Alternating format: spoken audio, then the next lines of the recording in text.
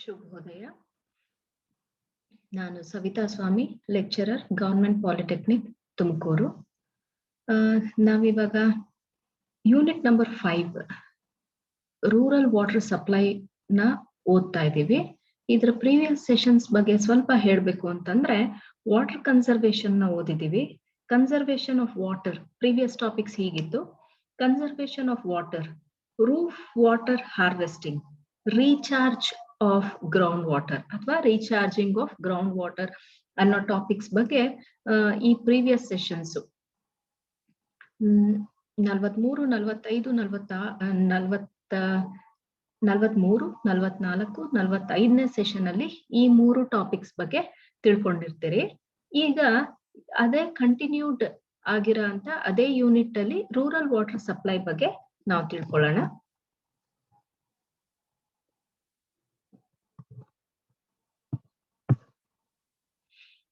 ಈಗ ಈ rural water supply ಅಲ್ಲಿ ನಾವೇನು ಓದ್ತಾ ಇದೀವಿ ಅಂದ್ರೆ, introduction, rural water supply, source of water, rural water supply ಅಂದ್ರೆ ಏನು, ಮತ್ತೆ ಸೋರ್ಸಸ್ ಯಾವ್ಯಾವ್ದು, ರೂರಲ್ ವಾಟರ್ ಸಪ್ಲೈಗೆ ತಗೊಳ್ಳೋಂತಹ ನೀರು ಎಲ್ಲಿಂದ, ಸೋರ್ಸ್ ಯಾವುದು ಅನ್ನೋದ್ರ ಬಗ್ಗೆ ನಾವು ತಿಳ್ಕೊಳ್ತೀವಿ. ಇಂಟ್ರೊಡಕ್ಷನ್ ಹೇಳ್ಬೇಕು ಅಂತಂದ್ರೆ, ಯಾವುದೇ ವಾಟರ್ ಸಪ್ಲೈ ಆಗಿರ್ಲಿ, whether it is rural or urban, we want a safe and adequate water. That is of prime importance. ಒಂದು ಹೆಲ್ದಿ ಲಿವಿಂಗ್ ಗೆ ಏನ್ ಬೇಕು ಅಂತಂದ್ರೆ ಸೇಫ್ ಮತ್ತೆ ಅಡಿಕ್ವೇಟ್ ವಾಟರ್ ಬೇಕು. ಅದೇ ತುಂಬಾ important. And clean and safe environment can be it is possible only with water. Without water, we cannot imagine any sort of clean and safe environment. So water is of prime importance for living beings, and water for human consumption has to be safe to protect from health hazards. ಯಾವುದೇ ಕಾಯಿಲೆಗಳಿಂದ ನಾವು ಅದು safe ಆಗಿರ್ಬೇಕು ಅಂತಂದ್ರೆ ನಮ್ಗೆ clean ಆಗಿರೋಂಥ water ತುಂಬಾ important ಆಗುತ್ತೆ. ಮತ್ತೆ ಅಡಿಕ್ವೇಟ್ ಕೂಡ ಬೇಕಾಗುತ್ತೆ. ಎಷ್ಟೊಂದು ನೆಸೆಸಿಟೀಸ್ ಇರುತ್ತೆ, ನಮ್ಗೆ ರಿಕ್ವೈರ್ಮೆಂಟ್ಸ್ ಇರುತ್ತೆ. ಅದನ್ನೆಲ್ಲ ಮೀಟ್ ಮಾಡ್ಲಿಕ್ಕೆ ಅಡಿಕ್ವೇಟ್ ಸಪ್ಲೈ ಆಫ್ ವಾಟರ್ ಕೂಡ ತುಂಬಾ ಇಂಪಾರ್ಟೆಂಟ್ ಆಗುತ್ತೆ. ನೆಕ್ಸ್ಟ್, ಇಂಡಿಯನ್ ಪಾಪ್ಯುಲೇಷನ್ ಅಲ್ಲಿ 60% 60% ರೂರಲ್ ಏರಿಯಾಸ್ ಅಲ್ಲೇನೆ ಇರ್ತಾರೆ. ಮತ್ತೆ ಅವರ ಎಕನಾಮಿಕ್ ಕಂಡೀಷನ್ ಅಷ್ಟಾಗಿ ಚೆನ್ನಾಗಿರೋದಿಲ್ಲ. It's not their economic condition is not very good. Only about 50% have some form of water supply, with about 20% having piped water supply. ಅಂದ್ರೆ ಕೆಲವ್ರಿಗೆ ಹಾಗೇನೆ ಇವಾಗ ಹ್ಯಾಂಡ್ ಪಂಪ್ಸ್ ಅಂತೀವಲ್ಲ, ಆ ಥರದ್ದು ವಾಟರ್ ಸಪ್ಲೈ, ಆ ಥರದ್ರಿಂದ ವಾಟರ್ ಸಪ್ಲೈ ಇರುತ್ತೆ.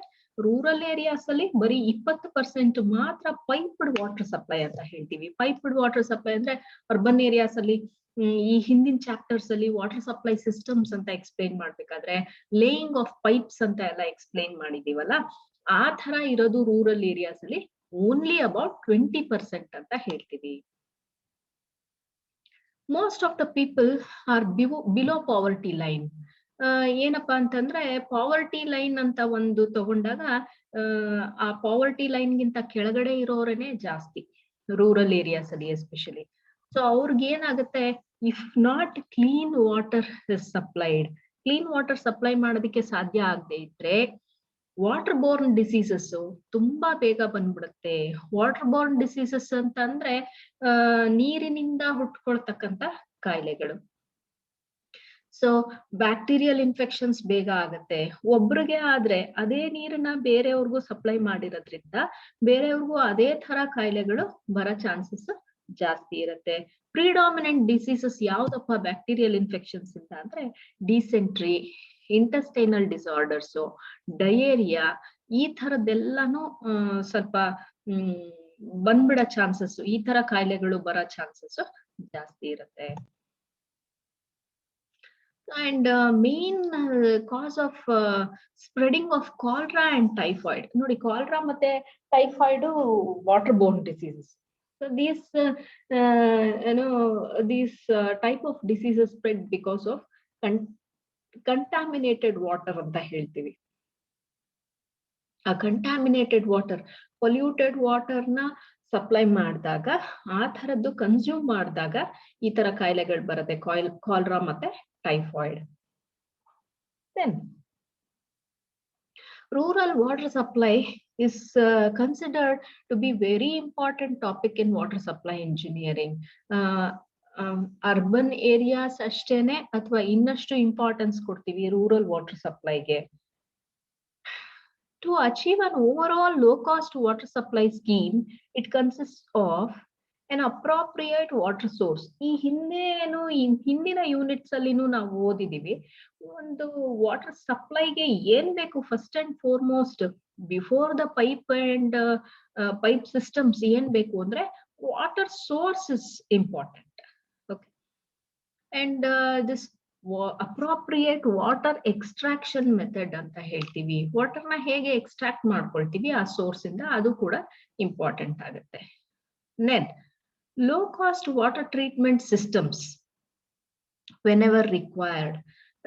ಲೋ ಕಾಸ್ಟ್ ಅನ್ನೋದಕ್ಕೆ ಯಾಕೆ ಎಂಫಸೈಸ್ ಮಾಡ್ತೀವಿ ಅಂತಂದ್ರೆ, already in my previous classes I have told you, in highly populated nations like India, we have to look into the economy of the whatever system we go for. So water treatment system ಕೂಡ ಎಕಾನಮಿನೇ ನೋಡ್ಕೊಳ್ತೀವಿ ನಾವು, ಅದರಿಂದ low cost water ಟ್ರೀಟ್ಮೆಂಟ್ಗೆ ನಾವು ಸ್ವಲ್ಪ ಒತ್ತು ಕೊಡ್ತೀವಿ. And then what is required is an appropriate water distribution system. ನೋಡಿ ಹೇಗಿದೆ, first source ಬೇಕು, ದೆನ್ ಅದನ್ನ ಸೋರ್ಸ್ ಇಂದ ಎಕ್ಸ್ಟ್ರಾಕ್ಟ್ ಮಾಡ್ಕೊಳ್ಳೋ ಅಂತ ಮೆಥಡ್ ಬೇಕು, ದೆನ್ ಟ್ರೀಟ್ಮೆಂಟ್ ಸಿಸ್ಟಮ್ ಬೇಕು, ಟ್ರೀಟ್ಮೆಂಟ್ ಆದ್ಮೇಲೆ ಹೇಗೆ ಅದನ್ನ ಡಿಸ್ಟ್ರಿಬ್ಯೂಟ್ ಮಾಡ್ತೀವಿ ಅದು ಕೂಡ ಇಂಪಾರ್ಟೆಂಟ್ ಆಗುತ್ತೆ. Then per capita supply. In our previous classes we have studied about this per capita water demand ಬಗ್ಗೆ ನಾವು ಓದಿದೀವಿ. ಏನು per capita ಅಂತಂದ್ರೆ per head, ಒಬ್ಬ ವ್ಯಕ್ತಿಗೆ ಎಷ್ಟು ನೀರು ಬೇಕಾಗುತ್ತೆ ಅನ್ನೋದನ್ನೇ per capita ಅಂತ. ಸೊ ಎರಡು ರೀತಿಯಲ್ಲಿ ಕೆಟಗರೈಸ್ ಮಾಡ್ಕೊಳ್ತೀವಿ ನಾವು. ಈ ಪರ್ ಕ್ಯಾಪಿಟಾ ರೂರಲ್ ವಾಟರ್ ಸಪ್ಲೈನ ಎರಡು ರೀತಿ ನಾವು ಕೆಟಗರೈಸ್ ಮಾಡ್ಕೊಳ್ತೀವಿ. ಒಂದು, house service connections are not contemplated and supply is through hand pumps. ಈ ಜಸ್ಟ್ ಹಿಂದಿನ ಸ್ಲೈಡ್ಸ್ ಅಲ್ಲಿ ನಾನು ಹೇಳ್ದೆ, ಹ್ಯಾಂಡ್ ಪಂಪ್ಸ್ ಎಲ್ಲಾ ಕಡೆನೂ ಪೈಪ್ಡ್ ವಾಟರ್ ಸಪ್ಲೈ ಇರೋದಿಲ್ಲ. ಓಕೆ, ಪೈಪ್ಡ್ ವಾಟರ್ ಸಪ್ಲೈ ಇಲ್ಲದೆ ಇರೋವಾಗ ಅಂದ್ರೆ ಪಕ್ಕದಲ್ಲೇ ಈಗ ಹಳ್ಳಿಗಳಲ್ಲಿ ಗಲ್ಲಿಗಳ ತರ ಇರುತ್ತೆ, ಅಲ್ಲಿ ಎಲ್ಲೋ ಒಂದ್ ಹತ್ರದಲ್ಲಿ ಹ್ಯಾಂಡ್ ಪಂಪ್ ಇದ್ರೆ ಅದನ್ನ ಯುಟಿಲೈಸ್ ಮಾಡ್ಕೊಳ್ಬೇಕಾಗತ್ತೆ. ಹಂಗಿದ್ದಾಗ ಪರ್ ಕ್ಯಾಪಿಟಾ ವಾಟರ್ ಸಪ್ಲೈ ಎಷ್ಟಿರ್ಬೇಕು ಅಂದ್ರೆ 40 LPCD ಅಂತ ಹೇಳ್ತೀವಿ. It should not be less than 40 LPCD. See, when I have in my previous sessions explained what is LPCD, liters per capita per day ಅಂತ ಹೇಳ್ತೀವಿ. So 40 liters per capita per day, ಇಷ್ಟಕ್ಕಿಂತ ಕಡಿಮೆ ನೀರ್ supply ಆಗ್ಬಾರ್ದು. Wear ಇನ್ನೊಂದು ಹೇಗೆ categorisation, ಒಂದು piped supply ಇಲ್ಲ ಅಂದ್ರೆ ಹ್ಯಾಂಡ್ ಪಂಪ್ಸ್ ಅಥವಾ ಪಬ್ಲಿಕ್ ಸ್ಟ್ಯಾಂಡ್ ಪೋಸ್ಟ್ ಏನಾದ್ರು ಇದ್ರೆ ಅಲ್ಲಿ 40 LPCD ಗಿಂತ ಕಡಿಮೆ ಆಗಿಲ್ಲ. Where we have house service connections ಇದ್ರೆ, ಕೆಲವಾರು ಹಳ್ಳಿಗಳಲ್ಲಿ ಒಳ್ಳೆ ಅರೇಂಜ್ಮೆಂಟ್ಸ್ ಇದೆ, ಪೈಪ್ಡ್ ಕನೆಕ್ಷನ್ಸ್ ಇದೆ, ಅಂತ ಕಡೆ 70 LPCD ಗಿಂತ ಕಡಿಮೆ ಸಪ್ಲೈ ಆಗ್ಬಾರ್ದು. ಸೇ ಫಾರ್ ಎಕ್ಸಾಂಪಲ್, ಒಂದು ಮನೆಯಲ್ಲಿ 4 ಜನ ಇದ್ದಾರೆ ಅಂತಂದ್ರೆ ಒಬ್ರಿಗೆ 70 ಲೀಟರ್ ಆದ್ರೆ ಒಂದು ದಿನಕ್ಕೆ, ಅಲ್ಲಿಗೆ 4 ಜನಕ್ಕೆ ಎಷ್ಟಾಯ್ತು? 70 into 4, ಸೊ 280 ಲೀಟರ್ಸ್ ಅವ್ರಿಗೆ ನೀರು ಒಂದು ದಿನಕ್ಕೆ ಬೇಕಾಗತ್ತೆ. So this is the calculation. In the previous classes we have already studied about what is water demand and how the per capita supply is calculated. So same thing applies for the rural supply system also, but urban supply gintano ಸ್ವಲ್ಪ ಕಡಿಮೆ margin ಇಟ್ಕೊಳ್ತೀವಿ rural water supply ಅಲ್ಲಿ. And in the water supply system we have studied about the design period. Here also we are going to learn the same. We'll see what is this. we'll see what is this design period. Groundwater is most suitable source of rural water supply. Therefore, the design period will be dependent on the life of a well or tube well. Now, source ಮೇಲೆ depend ಆಗುತ್ತೆ, ಅದು obvious. So source ಏನ್ ಇಟ್ಕೊಂಡಿರ್ತೀವಿ, well ಆಗಿರುತ್ತೆ ಅಥವಾ tube well ಆಗಿರುತ್ತೆ. ಅದು ಮುಂದೆ ಹೇಳ್ತೀನಿ ನಾನು. ವೆಲ್ಸ್ ಅಲ್ಲಿ ಎಷ್ಟು ತರ ಇದೆ ಅಂತ ಹೇಳ್ಬೇಕಾದ್ರೆ dug well, tube well, driven wells ಬಗ್ಗೆ ಎಲ್ಲ ಮಾತಾಡ್ತೀವಿ. ಅವಾಗ will look into that. Now you just see ಒಂದು ಡಿಸೈನ್ ಪೀರಿಯಡ್ ಹೇಗಪ್ಪ ಡಿಪೆಂಡ್ ಆಗುತ್ತೆ ಅಂದ್ರೆ ಅದ್ರ ಸೋರ್ಸ್ ಮೇಲೆ. ಒಂದು ವೆಲ್ ಆಗಿದ್ರೆ ಅದು ಎಷ್ಟು ವರ್ಕ್ ಮಾಡುತ್ತೆ ವೆಲ್, ಅದ್ರ ಮೇಲೆ ಡಿಪೆಂಡ್ ಆಗುತ್ತೆ. ಯಾವುದೇ ಒಂದು ವಾಟರ್ ಸಪ್ಲೈನ ಸೋರ್ಸ್ ನ ನಾವು ಡಿಸೈನ್ ಪೀರಿಯಡ್ ಒಂದು 10 years ಅಂತ ಇನಿಷಿಯಲ್ ಸ್ಟೇಜ್ ಅಲ್ಲಿ ಕನ್ಸಿಡರ್ ಮಾಡ್ಕೊಳ್ಬಹುದು. ಇವಾಗ for example in case of a driven well, ಇವಾಗ ಒಂದು ಬೋರ್ವೆಲ್ ಕೊರಿಸ್ತೀವಿ, ಅದಾದ್ಮೇಲೆ ಅದಕ್ಕೆ ಸಬ್ಮರ್ಸಿಬಲ್ ಪಂಪ್ಸ್ ನ ಹಾಕ್ತಿವಿ. It may work up to 10 years ಅಂತ ನಾವು ಕನ್ಸಿಡರ್ ಮಾಡ್ಕೊಳ್ತೀವಿ. So that is the initial stage ಅಂತ ಅಂದ್ಕೊಳ್ಳೋಣ. And the addition of further wells or tube wells can be made as and when required. ನೋಡಿ, ಒಂದೇ ಒಂದು ಸೋರ್ಸ್ ಅಂತ ನಾವ್ ಇಟ್ಕೊಳ್ಳೋದಕ್ಕಾಗಲ್ಲ. In case that source crashes down ಅಂತ ಅನ್ಕೊಂಡ್ರೆ we have to go for another source, addition of another source also.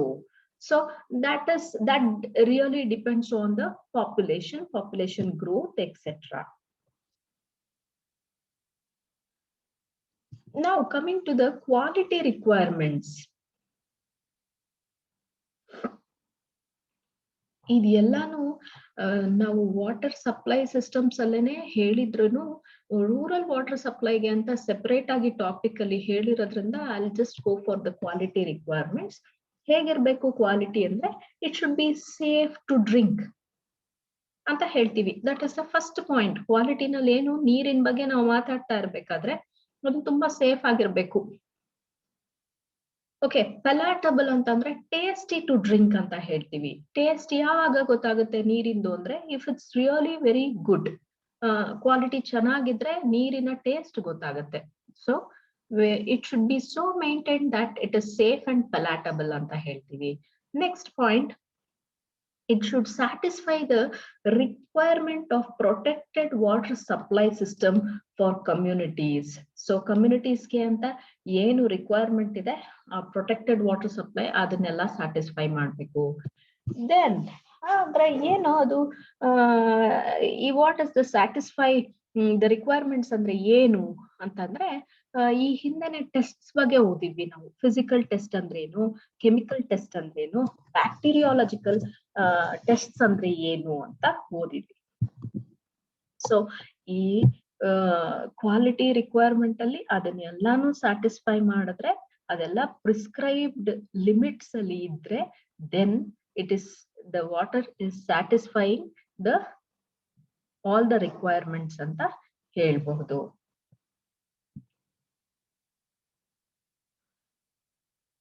Next, criteria for source selection. While selecting a source of water for rural area, first priority should be given to a source which needs no treatment and pumping. ಹೇಗಿರ್ಬೇಕು ಒಂದು source selection ಅಂತಂದ್ರೆ, treatment ಇರಬಾರ್ದು and pumping ಕೂಡ ಇರಬಾರ್ದು. ಈ ತರ ಇರಬೇಕು ಒಂದು ಸೋರ್ಸ್ ಅಂತ ಹೇಳ್ತಾರೆ. ಆಯ್ತು, ಈಗ ಆ ತರದ ಸೋರ್ಸ್ ಅವೈಲಬಲ್ ಇಲ್ಲ ಅಂತಂದ್ರೆ, ಪೂರ್ತಿ ಎಲ್ಲ ಡೀಟೇಲ್ಡ್ ಇನ್ವೆಸ್ಟಿಗೇಷನ್ ಆದ್ಮೇಲೆ ಮಿನಿಮಮ್ ಟ್ರೀಟ್ಮೆಂಟ್ ರಿಕ್ವೈರ್ಮೆಂಟ್ ಇರೋ ಅಂತ ಒಂದು ಸೋರ್ಸ್ ನ ನಾವು ಸೆಲೆಕ್ಟ್ ಮಾಡ್ಕೊಳ್ತೀವಿ. ದಟ್ ಇಸ್ ಗಿವನ್ ಇಲ್ಲಿ ಕ್ರೈಟೀರಿಯಾ ಫಾರ್ ಸೋರ್ಸ್ ಸೆಲೆಕ್ಷನ್ ಅನ್ನೋದ್ರಲ್ಲಿ 2 ಪಾಯಿಂಟ್ಸ್ ಕೊಟ್ಟಿದ್ದಾರೆ. ಆಫ್ಟರ್ ಸೋರ್ಸ್ ಸೆಲೆಕ್ಷನ್ ಆದ್ಮೇಲೆ ನಾವ್ ಏನ್ ಮಾಡ್ಬೇಕು ಅಂದ್ರೆ, ಹೇಗಿರ್ಬೇಕು, ಏನೇನು ಕ್ರೈಟೀರಿಯಾ ಮೀಟ್ ಆಗ್ಬೇಕು ನೋಡಿ. Collection system should not damage the quality of water. Collection system ಅಂತಂದ್ರೆ, ಹಿಂದೆ conveyance system and collection system ಹೇಳ್ಬೇಕಾದ್ರೆ, ಅದನ್ನ ಒಂದು ಟ್ಯಾಂಕ್ಗೆ ನಾವು ಸಪ್ಲೈ ಮಾಡ್ಕೊಳ್ತೀವಿ, ಅಥವಾ ಅದು ಒಂದು ಓಪನ್ ಟ್ಯಾಂಕ್ ಆಗಿರ್ಬೋದು ಅಥವಾ ಕ್ಲೋಸ್ ಟ್ಯಾಂಕ್ ಆಗಿರ್ಬೋದು, ಆ ತರದಕ್ಕೆ ಸಪ್ಲೈ ಮಾಡ್ಕೊಳ್ತೀವಿ. That should not damage the quality of water. The treatment employed should be simple and economical. So treatments ಬಗ್ಗೆ ಓದಿದೀವಿ ನಾವು unit 2 ನಲ್ಲಿ. The entire chapter was regarding the treatment of water. ಅದನ್ನ ಓದಿದೀವಿ. It should be very simple and economical.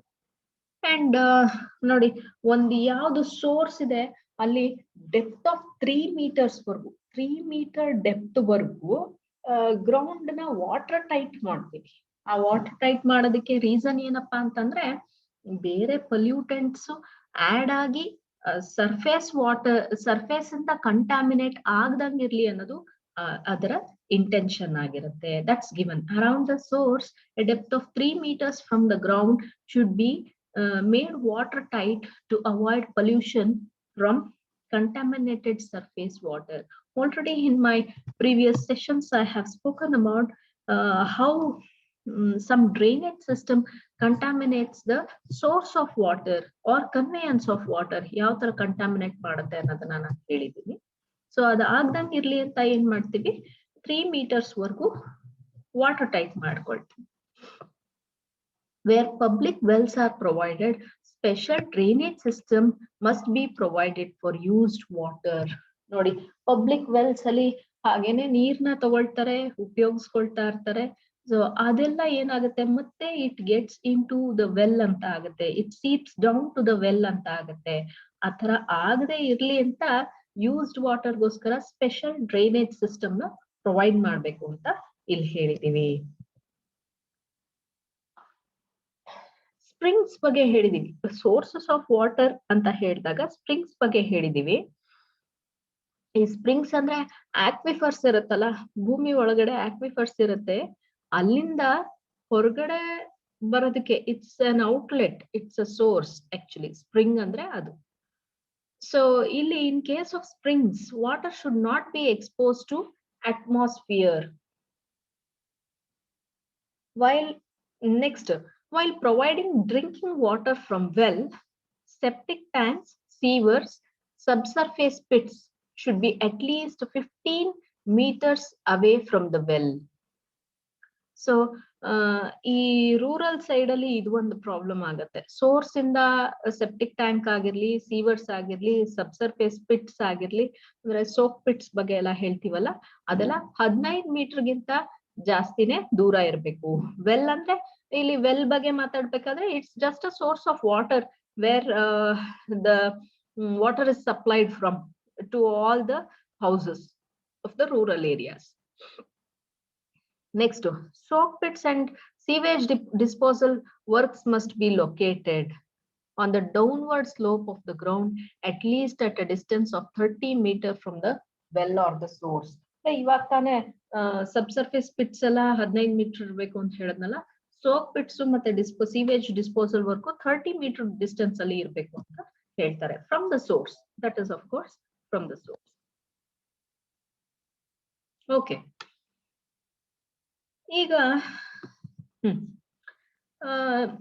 ಏನು source of water ಅಂತಂದ್ರೆ ಎಲ್ಲಾನು the primary source first ಎಲ್ಲಿಂದ water ಅಂತ ಅನ್ಕೊಂಡಾಗ್ಲೇನೆ ಅದು ರೈನ್ ಫಾಲ್ ಆಗಿರತ್ತೆ. ಯಾವ್ದು ಸೋರ್ಸ್ ಅಂದ್ರೆ ರೈನ್ ಫಾಲ್. ಸೊ ಇಲ್ಲಿ ಒಂದು ಪೋರ್ಷನ್ ಆಫ್ ದ ರೈನ್ ಏನಾಗುತ್ತೆ, it percolates into the ground. Saturation level ಅಂತ ಹೇಳಿದೀನಿ ಮುಂಚೆನೆ, ಆ ಸ್ಯಾಚುರೇಷನ್ ಲೆವೆಲ್ ವರ್ಗುನು ಗ್ರೌಂಡ್ ಒಳಕ್ಕೆ ಪರ್ಕೊಲೇಟ್ ಆಗ್ಬಿಡುತ್ತೆ. ಇನ್ನು ಕೆಲವು ಪೋರ್ಷನ್ ಆಫ್ ವಾಟರ್ ಏನಾಗುತ್ತೆ, ಎವಾಪರೇಟ್ ಆಗುತ್ತೆ.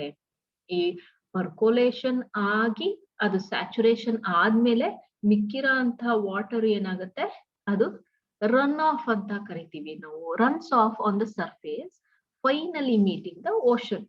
ಫಸ್ಟ್ ಏನಾಗುತ್ತೆ, ನಮ್ಮ ಇವಾಗ ಮನೆಗಳ ಹತ್ರ ಅಂತ ಇಟ್ಕೊಳ್ಳಿ, ಮಳೆ ಬಂದಾಗ ಹರಿತಾ ಹೋಗುತ್ತೆ, ಮತ್ತೆ ಕೆಲವೊಂದು ಸ್ಟ್ರೀಮ್ ನ ಸೇರ್ಕೊಳ್ಳುತ್ತೆ, ನೆಕ್ಸ್ಟ್ ನದಿಗಳನ್ನ ಸೇರ್ಕೊಳ್ಳುತ್ತೆ, ಫೈನಲಿ ಸಮುದ್ರನ ಸೇರ್ಕೊಳ್ಳುತ್ತೆ. ಅದನ್ನೇ ಇಲ್ಲಿ ಹೇಳಿರೋದು surface finally meeting the ocean ಅಂತ ಹೇಳ್ತೀವಿ.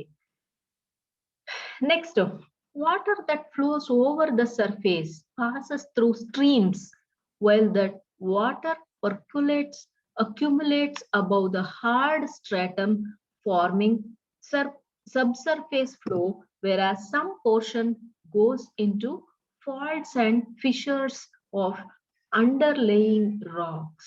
So ಸೊ ಏನು ಪರ್ಕೊಲೇಷನ್ ಬಗ್ಗೆ ಹೇಳಿದ್ದಾರೆ ಅಷ್ಟೇನೆ.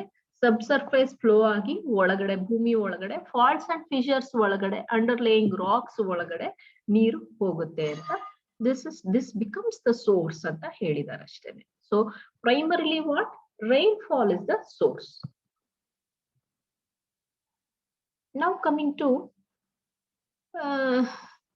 ಈಗ ರೂರಲ್ ವಾಟರ್ ಸಿಸ್ಟಮ್ ಅಂತ ಹೇಳಿದೀವಿ. ಅದ್ರ ಸೋರ್ಸಸ್ ಬಗ್ಗೆ ಬಂದಾಗ ನೋಡಿ, ground water based water supply systems. Ground water based ಅಂತಂದ್ರೆ ಸ್ಪ್ರಿಂಗ್ಸ್. ಇವಾಗ ತಾನೇ ಹೇಳ್ದೆ ನಾನು, ಸ್ಪ್ರಿಂಗ್ಸ್ ಬಗ್ಗೆ ಹೇಳಿದೀನಿ. ಆಕ್ವಿಫರ್ಸ್ ಇಂದ ಪ್ರೆಷರ್ ವೇರಿ ಆದಾಗ ಭೂಮಿ ಮೇಲ್ಗಡೆಗೆ ಏನ್ ಬರುತ್ತಲ್ಲ ಅದು, ಆ ನೀರು, ಆ ಪಾಯಿಂಟ್ಸ್ ನ ಸ್ಪ್ರಿಂಗ್ಸ್ ಅಂತ ಕರಿತೀವಿ. ಮತ್ತೆ ಗ್ರೌಂಡ್ ವಾಟರ್ ಬೇಸ್ಡ್ ಅಲ್ಲಿ ಇನ್ನು ಕೆಲವು ತರ ಏನಿದೆ, ವೆಲ್ಸ್ ಅಂತ ಹೇಳ್ತೀವಿ. ವೆಲ್ಸ್ ಅಲ್ಲಿ ಎಷ್ಟೊಂದ್ ತರ ಇದೆ ನೋಡಿ. ಡಗ್ ವೆಲ್ಸ್ ಇದೆ, ಡ್ರಿವನ್ ವೆಲ್ಸ್ ಇದೆ, jetted wells, bore wells, drilled wells. ಇಷ್ಟೊಂದ್ ತರ ವೆಲ್ಸ್ ಇದೆ, ಬಾವಿಗಳು. ವೆಲ್ಸ್ ಅಂದ್ರೆ ನಮ್ಗೆಲ್ಲ ಗೊತ್ತಿರೋ ತರ ಬಾವಿಗಳು ಅಂತ ಹೇಳ್ತೀವಿ. ಈಗ್ಲೂ ಕೆಲವು ಕಡೆ ತೋಡಿರೋ ಅಂತ ಬಾವಿಗಳು, ಡಗ್ ವೆಲ್ಸ್ ಅಂತ ಏನ್ ಹೇಳ್ತೀವಿ, ಅದು ಈಗ್ಲೂ ಎಕ್ಸಿಸ್ಟೆನ್ಸ್ ಅಲ್ಲಿ ಇದೆ. ನೀರು ಸಹ ಈಗ್ಲೂನು ಇದೆ.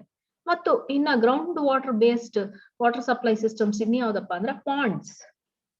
Then roof catchment and storage. ಇದು ರೂಫ್ ಕ್ಯಾಚ್ಮೆಂಟ್ ಅಂಡ್ ಸ್ಟೋರೇಜ್ ನ ನೀವು ರೈನ್ ವಾಟರ್ ಹಾರ್ವೆಸ್ಟಿಂಗ್ ಅಲ್ಲಿ ಪ್ರೀವಿಯಸ್ ಈ ವಾಟರ್ ಕನ್ಸರ್ವೇಶನ್ ಅಲ್ಲಿ ನೀವೆಲ್ಲ ಓದಿರ್ತೀರಿ. Next ground catchment and storage. ಇದ್ರ ಬಗ್ಗೆ ನಾನು I'll just go for diagrammatic representations and diagrammatic explanations in the further slides.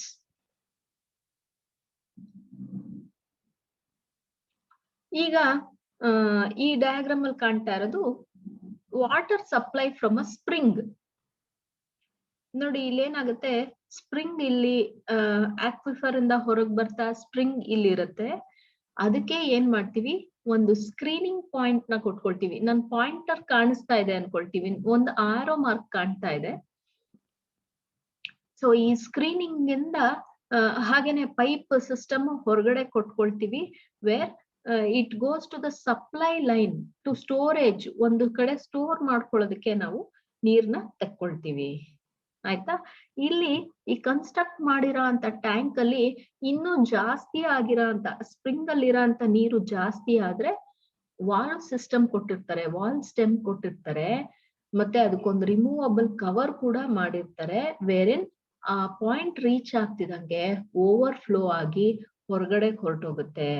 ಯಾಕೆಂದ್ರೆ ಅದು ಆ ಟ್ಯಾಂಕ್ ಗಿಂತ ಮೇಲ್ ಹೋಗ್ಬಾರ್ದಲ್ಲ, ಅದಕ್ಕೆ ಓವರ್ ಫ್ಲೋ ಕೊಟ್ಟಿರ್ತಾರೆ. This is the system wherein water is drawn from a spring. Okay, now spring ಅಂದ್ರೆ in actual ಹೇಗಿರುತ್ತೆ ನಾನು next picture ಅಲ್ಲಿ ತೋರಿಸ್ತೀನಿ ನೋಡಿ. ಇದು ಒಂದು ಸ್ಪ್ರಿಂಗ್ ಪಿಕ್ಚರ್ ನಾನು ತಗೊಂಡಿರೋದು ಒಂದು ಇಂಟರ್ನೆಟ್ ಸೋರ್ಸ್ ಇಂದ ತಗೊಂಡಿದ್ದೀನಿ. Just to show you how the water ooses out of the earth. ಈ ಪಿಕ್ಚರ್ ಇದು ಒಂದು ಹಾಟ್ ವಾಟರ್ ಸ್ಪ್ರಿಂಗ್. ಇದು ಅಂದ್ರೆ ಭೂಮಿಯಿಂದ ನೀರು ಹೊರಗ್ ಬರ್ಬೇಕಾದ್ರೆ it comes as hot water also because of the pressure inside the earth. Sometimes it comes out as hot water also. Permanently hot water springs ಅನ್ನೋಂಥದ್ದು ಇರುತ್ತೆ. ಅದೇ ಇವಾಗ ರೂರಲ್ ವಾಟರ್ ಸಪ್ಲೈ ಸಿಸ್ಟಮ್ಸ್ ಅಲ್ಲಿ ಅದು ಇಂಪಾರ್ಟೆಂಟ್ ಆಗಲ್ಲ. What we want to know is these are the springs. Aquifer ಇಂದ ಭೂಮಿ ಮೇಲಕ್ಕೆ ಸ್ಪ್ರಿಂಗ್ಸ್ ಮೂಲಕ ಅದು ಹರಿತಾ ಹೋಗುತ್ತೆ.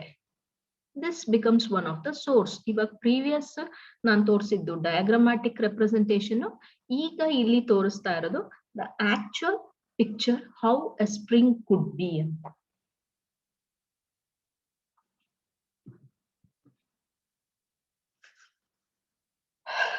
Next coming to dug wells and driven wells. Dug wells ಅಂದ್ರೆ ತೋಡಿರೋ ಅಂತ ಬಾವಿಗಳು ಅಂತ ಹೇಳ್ಬಹುದು, which are not of depth more than 60 to 80 feet ಗಿಂತ ಜಾಸ್ತಿ ಹೋಗಿರಲ್ಲ. ತೋಡಿರೋ ಅಂತ ಬಾವಿಗಳು ಇದು. ಸೊ ಹಾಗೆ ಅಂದ್ರೆ ಮುಂಚೆ ಎಲ್ಲ ಗ್ರೌಂಡ್ ವಾಟರ್ ಟೇಬಲ್ ಅಂತ ಏನ್ ಹೇಳ್ತೀವಿ ಅದು ಮೇಲೇನೆ ಇರ್ತಾ ಇತ್ತು, ಭೂಮಿಗಿಂತ ಸ್ವಲ್ಪನೇ ಕೆಳಗಿರ್ತಾ ಇತ್ತು. 50 ಅಡಿ 60 ಅಡಿಗೆಲ್ಲ ನೀರ್ ಸಿಕ್ಬಿಡ್ತಾ ಇತ್ತು. ಆವಾಗ ಬಾವಿ ತೋಡಿದ್ರೆ ಸಾಕಾಗ್ತಾ ಇತ್ತು. That is dug well. Okay, ಆ ಡಗ್ ವೆಲ್ ಇಂದ ವಾಟರ್ ನ ಹೇಗೆ ತಗೊಳ್ತಾ ಇದ್ವಿ ಅಂದ್ರೆ, ಇಲ್ಲಿ ಲೆಫ್ಟ್ ಸೈಡ್ ಪಿಕ್ಚರ್ ಅಲ್ಲಿ ಕಾಣಿಸ್ತಾ ಇದೆ ನೋಡಿ, ಒಂದು ಪಂಪ್ ನ ತಗೊಂಡಿರ್ತಾ ಇದ್ವಿ, ಕೊಟ್ಕೊಳ್ತಾ ಇದ್ವಿ. ಅಲ್ಲಿಂದ ವಾಟರ್ ನ ಮೇಲ್ಗಡೆಗೆ ಪಂಪ್ ಮಾಡ್ಕೊಂಡು ಸಪ್ಲೈ ಸಿಸ್ಟಮ್ಗೆ ಕೊಟ್ಕೊಳ್ತಾ ಇದ್ವಿ. Then there would be a manhole to get in if in case of repairs. So this is all about dug well. Simple ಒಂದು ತೋಡ್ ಬಾವಿ, ಅದರಲ್ಲಿ ನೀರ್ನ ಮಿನಿಮಲ್ ಆಗಿ ಫಿಲ್ಟರ್ ಮಾಡ್ಕೊಂಡು ಉಪಯೋಗಿಸ್ಕೊಳ್ತಾ ಇದ್ವಿ. ಅದನ್ನ ಕ್ಲೋಸ್ಡ್ ಸ್ಟ್ರಕ್ಚರ್ ಮಾಡ್ಕೊಳ್ತಾ ಇದ್ರು, ಬಿಕಾಸ್ ಏನು ಅದರಲ್ಲಿ ಕಂಟಾಮಿನೇಷನ್ ಆಗ್ದಲೇ ಇರ್ಲಿ ಅನ್ನೋದು ಉದ್ದೇಶ. ಹಾಗೇನೆ ಪಂಪ್ ಔಟ್ ಮಾಡ್ಕೊಂಡು ನೀರ್ನ ಉಪಯೋಗಿಸ್ಕೊಳ್ಬಹುದಾಗಿತ್ತು. ಓಕೆ, ಸ್ಟೋನ್ಸು, ಗ್ರಾವೆಲ್ಸು, ಸಿಮೆಂಟೆಡ್ ಜಾಯಿಂಟ್ಸು ಈ ತರ ಎಲ್ಲ ಅದ್ರ ಕನ್ಸ್ಟ್ರಕ್ಷನ್ ಯೂಶಲಿ ನಾವು ನೋಡಿರೋ ಅಂತದ್ದು ಒಂದು ಸ್ಟೋನ್ ಮೇಸನ್ರಿ ಬಾವಿಗಳನ್ನೇ ನಾವು ನೋಡಿರೋದು. ಕಲ್ಲು ಜೋಡಿಸಿ ಎಲ್ಲ ಕಟ್ಕೊಂಡಿರೋ ಅಂತ ಬಾವಿಗಳನ್ನ ನಾವು ನೋಡಿದ್ವಿ. ನೆಕ್ಸ್ಟ್ ಪಿಕ್ಚರ್ ಅಲ್ಲಿ ಅದನ್ನ ಕೂಡ ತೋರಿಸ್ತೀವಿ. ಇನ್ನ ಡ್ರಿವನ್ ವೆಲ್ಸ್ ಅಂತಂದ್ರೆ ಅದು ಬೋರ್ ಹೋಲ್ ತರ ಡ್ರೈವ್ ಮಾಡಿ ಅದ್ರ ಒಳಗಡೆ ಇದೇನು ಈ ಹ್ಯಾಂಡ್ ಪಂಪ್ ಅಂತ ಹೇಳ್ತೀವಲ್ಲ, ಅದ್ ಕಾಣ್ತಾ ಇದೆ ನೋಡಿ ಇಲ್ಲಿ. ಸೊ ಹ್ಯಾಂಡ್ ಪಂಪ್ ಮೂಲಕ ನೀರನ್ನ ಅದನ್ನ ಪ್ರೆಸ್ ಮಾಡಿ ತೆಗಿಬಹುದಾಗಿತ್ತು. ಅದನ್ನ ವ್ಯಾಕ್ಯೂಮ್ ಸಿಸ್ಟಮ್, ಸಿಲಿಂಡರ್ ಸಿಸ್ಟಮ್ ಕೊಡ್ತೀವಿ ಅದಕ್ಕೆ. ಅದನ್ನ ಇಲ್ಲಿ ಮೇಲ್ಗಡೆಯಿಂದ ಪಂಪ್ ಮಾಡ್ತಾ ಹೋದಂಗೆ ಹೊರಗಡೆಗೆ ನೀರ್ ಬರ್ತಾ ಹೋಗುತ್ತೆ. So this is about water supply from a driven well. I don't think there is necessity to go deep in explaining what is a driven well and all, but ಇಲ್ಲಿ ವಾಟರ್ ಸಪ್ಲೈ ಯಾವ್ದ್ರಿಂದ ಆಗುತ್ತೆ ಅನ್ನೋದು important ಆಗುತ್ತೆ. ಒಂದು springs ಬಗ್ಗೆ ಹೇಳ್ದೆ, ಡಗ್ Wells ಬಗ್ಗೆ ಹೇಳಿದೀನಿ, ಮತ್ತೆ ಡ್ರಿವನ್ ವೆಲ್ಸ್ ಅಂತ ಹೇಳಿದೀನಿ. And the picture is clearly showing you a driven well. ನೋಡಿ, ಒಂದು ಡಗ್ ವೆಲ್ ಅಂದ್ರೆ ಹೇಗಿರುತ್ತೆ, ಹಳ್ಳಿಗಳ ಕಡೆ ಎಲ್ಲ ಇದು ತೆರೆದ ಬಾವಿಗಳು, ಡಗ್ ವೆಲ್, ಓಪನ್ ವೆಲ್ಸ್. ಇವಾಗೆಲ್ಲ these are becoming extinct also because the groundwater table is getting lowered. And in the next picture it is it is showing the driven well, how the hand pump is used. And ನೋಡಿ ಹೇಗೆ driven point well screening ಹೇಗ್ ಮಾಡ್ತಾರೆ, water bearing sand and gravel ಯಾವ ತರ ಇರುತ್ತೆ, ಮತ್ತೆ section of pipe ತೋರಿಸಿದ್ದಾರೆ. ಅದು ಪೈಪ್ ಕಪ್ಲಿಂಗ್ ಅಂತ ಅಂದ್ರೆ ಒಂದಕ್ಕೊಂದು ಪೈಪ್ ನ ಜಾಯಿಂಟ್ ಮಾಡ್ಕೊಂಡು ಹೋಗ್ತಾರೆ, ಅದನ್ನ ಪೈಪ್ ಕಪ್ಲಿಂಗ್ ಅಂತ ಹೇಳ್ತಾರೆ. ರೈಟ್ ಸೈಡ್ ಪಿಕ್ಚರ್ ಅಲ್ಲಿ you are able to see that. So top soil ಆದ್ಮೇಲೆ ಮೇಲ್ಗಡೆ on the surface we get the hand pump. So this is about the driven wells. Yeah, and coming to the roof catchment and storage. ಈ roof catchment and storage ಬಗ್ಗೆ ನಾನು ತುಂಬಾ detail ಆಗಿ ಹೋಗೋದ್ ಬೇಕಿಲ್ಲ, because rain water harvesting ಅಲ್ಲಿ ನೀವು ಅದನ್ನ ಓದಿರ್ತೀರಾ. ಇದ್ರದ್ದು ಉದ್ದೇಶ ಇಷ್ಟೇನೆ, ಮಳೆ ನೀರು ಎಲ್ಲೂ ವೇಸ್ಟ್ ಆಗ್ಬಾರ್ದು. ಸೊ ನಮ್ಮ ಮನೆ ಮೇಲ್ಗಡೆ ಬಿದ್ದಿರೋ ಅಂತ ನೀರನ್ನ ನಾವೇ ತಗೊಂಡು ಅದನ್ನ ಸ್ಟೋರ್ ಮಾಡ್ಕೊಳ್ತೀವಿ. ಮಳೆಗಾಲದಲ್ಲಿ ಎಷ್ಟು ಸಾಕಷ್ಟು ನೀರ್ ಸಿಗುತ್ತೆ ನಮ್ಗೆ. So that we don't get dependent on some other source of water, at least in the rainy season. This is the intention. Okay, so ಇಲ್ಲಿ ಕಾಣ್ತಾ ಇದೆ ಈ ಪಿಕ್ಚರ್ ಅಲ್ಲಿ ರೂಫ್ ಟಾಪ್ ಮೇಲ್ ಬಿದ್ದಿರೋ ಅಂತ ನೀರನ್ನೆಲ್ಲ ನೋಡಿ, ಇಲ್ಲಿ ಫನಲ್ ಶೇಪ್ ಏನ್ ಕೊಟ್ಟಿದ್ದಾರೆ ಅದು ಕಲೆಕ್ಟ್ ಮಾಡ್ಕೊಂಡು ಕನ್ವೆ ಮಾಡ್ತಾ ಹೋಗುತ್ತೆ ಪೈಪ್ ಸಿಸ್ಟಮ್ ಮೂಲಕ. ಹಾಗೇನೆ ಒಂದು ಸ್ಟೋರೇಜ್ ಟ್ಯಾಂಕ್ಗೆ ಅದು ಹೋಗುತ್ತೆ.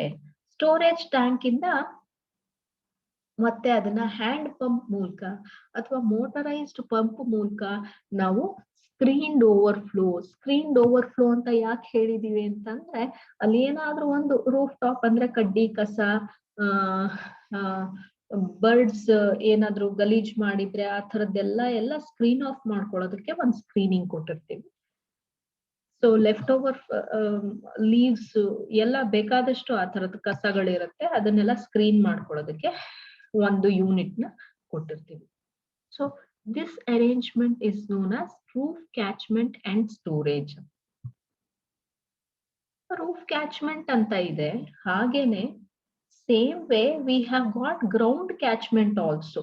And exactly ಇದು ಏನಾಗುತ್ತೆ ಅಂದ್ರೆ ಈ ರೂಫ್ ಕ್ಯಾಚ್ಮೆಂಟ್ ಗೆ ಒಂದು ಎಂಟೈರ್ ಹೌಸ್ ನ ಪಿಕ್ಚರ್ ತಗೊಳ್ಳೋದಕ್ಕೆ ಸಾಧ್ಯನೇ ಆಗಲ್ಲ. ಇದು ನಿಮ್ಗೆ ಡಯಾಗ್ರಾಮ್ಯಾಟಿಕ್ ರೆಪ್ರೆಸೆಂಟೇಶನ್ ಅಲ್ಲಿ ಅಷ್ಟೇ ತೋರ್ಸಕ್ ಸಾಧ್ಯ ಆಗೋದು, ಬಟ್ ಪಿಕ್ಚರ್ಸ್ ಅಲ್ಲಿ ನನ್ ಎಷ್ಟು ತೋರ್ಸಕ್ ಸಾಧ್ಯ ಆಗಿದೆ ಅದನ್ನ ತೋರಿಸ್ತೀನಿ. ಈಗೆಲ್ಲ ಬೆಂಗಳೂರು ಅಂತ ಮಹಾನಗರಗಳಲ್ಲಿ ದೇರ್ ಇಸ್ ಏನೋ mandatory requirement that we go for rainwater harvesting. ಅಲ್ಲಿ ನಾವು ಪ್ಲಾನ್ ಸ್ಯಾಂಕ್ಷನ್ ಮಾಡಿಸ್ಕೊಳ್ಬೇಕಾದ್ರೆ if we have not shown the rainwater harvesting, then they are not going to give us permission for the construction of our house. That is the criteria nowadays. I think later on in every of the cities it will be mandatory. ನೋಡಿ, ಇದು ಒಂದು pictorial representation ನಾನು ಕೊಟ್ಟಿದ್ದೀನಿ. ಯಾವ ತರ roof ಇಂದ ಬರಂತ ನೀರು ಅಂದ್ರೆ ಮಳೆ ನೀರು ತಾರಸಿ ಮೇಲೆ ಬಿದ್ದಿದ್ದು ಹಾಗೇನೆ ಕಲೆಕ್ಟ್ ಆಗಿ ಒಂದು ಸ್ಟೋರೇಜ್ ಟ್ಯಾಂಕ್ ಹೋಗುತ್ತೆ ಅನ್ನೋದು ನೋಡಿ ಆರೋನಲ್ಲಿ ನಾನು ತೋರಿಸ್ತಾ ಇದ್ದೀನಿ. ಈ ರೂಫ್ ಅಲ್ಲಿ ಕಲೆಕ್ಟ್ ಆಗಿದ್ದು ನೋಡಿ, ಇದನ್ನ ಗಟ್ಟರ್ ಅಂತ ಹೇಳ್ತೀವಿ. ಗಟ್ಟರ್ ಇಂದ ಬಂದಿದ್ದು ಈ ಪೈಪ್ ಮೂಲಕ ಬಂದು ಸ್ಟೋರೇಜ್ ಟ್ಯಾಂಕ್ಗೆ ಬರ್ತಾ ಇದೆ. ಹಾಗೆ ಅದು ಸ್ವಲ್ಪನೇ ಸ್ಕ್ರೀನಿಂಗ್ ಅಥವಾ ಫಿಲ್ಟರಿಂಗ್ ಅಂತ ಮಾಡ್ಕೊಂಡು ಟ್ಯಾಪ್ ಮೂಲಕ ನಾವ್ ಅದನ್ನ ಯೂಸ್ ಮಾಡ್ಕೊಳ್ಬಹುದು.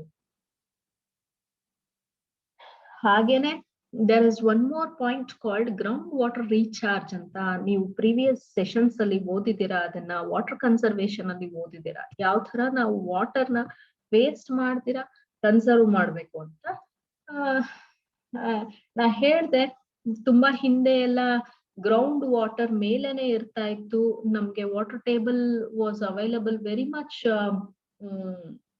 Below the top soil, like 50 feet 60 feet ಆ ತರ ಎಲ್ಲ ಇರ್ತಾ ಇತ್ತು ಅಂತ. ಇವಾಗ ಅದೆಲ್ಲ ರೆಡ್ಯೂಸ್ ಆಗಿ 300 ಅಡಿ 400 ಅಡಿ, ಕೆಲವು ಕಡೆ ಅಂತೂ 1000 ಅಡಿವರೆಗೂ ಹೋಗಿರೋ ಅಂತ ಉದಾಹರಣೆಗಳಿದೆ.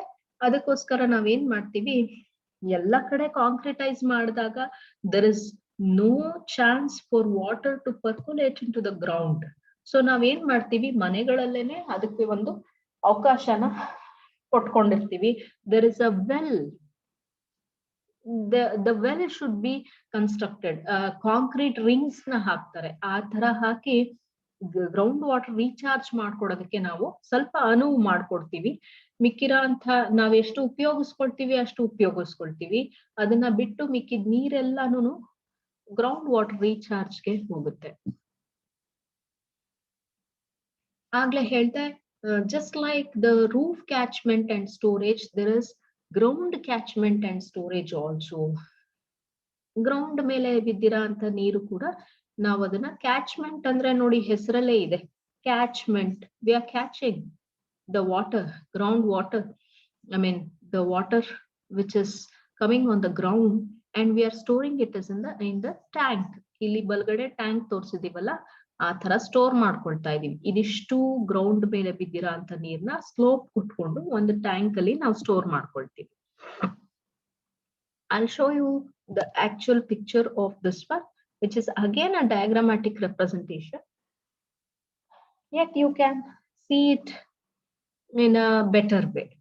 ನೋಡಿ, ಇದ್ರಲ್ಲಿ ಏನಾಗುತ್ತೆ, ರೂಫ್ ಇಂದ ಬರಂತ ನೀರು ಕೂಡ ಕಲೆಕ್ಟ್ ಆಗುತ್ತೆ. ಹಾಗೇನೆ ಇಲ್ಲೆಲ್ಲ ಗ್ರೌಂಡ್ ಇಂದ ಬಂದಿರೋ ಅಂತ ನೀರು ಕೂಡ ಇಲ್ಲಿಗೆ ಬಂದು ಕಲೆಕ್ಟ್ ಆಗುತ್ತೆ. ಇಲ್ಲಿ ಬಂದು ಕಲೆಕ್ಟ್ ಆದ್ಮೇಲೆ ನೋಡಿ ಇದೆಲ್ಲಾನು ಒಂದು ಸ್ಟೋರೇಜ್ ಟ್ಯಾಂಕ್ಗೆ ಹೋಗ್ತಾ ಇದೆ. ಬಲ್ಗಡೆ ನೀವೇನ್ ನೋಡ್ತಾ ಇದ್ದೀರಾ, ಅದು ರೂಫ್ ಅಂಡ್ ಗ್ರೌಂಡ್ ಕ್ಯಾಚ್ಮೆಂಟ್ ಎರಡೂ ಕೂಡ ಒಂದು ಸ್ಟೋರೇಜ್ ಟ್ಯಾಂಕ್ ಆಗಿರುತ್ತೆ. Okay, so this is all about the rural water supply and the sources of rural water supply. ಹೇಗೆ ನಾವು ರೂರಲ್ ವಾಟರ್ ಸಪ್ಲೈ ನಾವು ರೂರಲ್ ಏರಿಯಾಸ್ ಅಲ್ಲಿ ಹೇಗೆ ವಾಟರ್ ಸಪ್ಲೈ ಮಾಡ್ತೀವಿ ಮತ್ತೆ ಅದಕ್ಕೆ ಸೋರ್ಸಸ್ ಏನೇನು ಅನ್ನೋದನ್ನ ನಾವ್ ಇವಾಗ ತಿಳ್ಕೊಂಡ್ವಿ.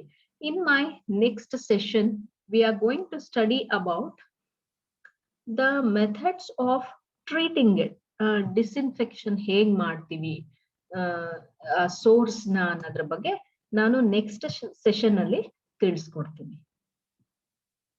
Okay, this is for session number 46. Thank you.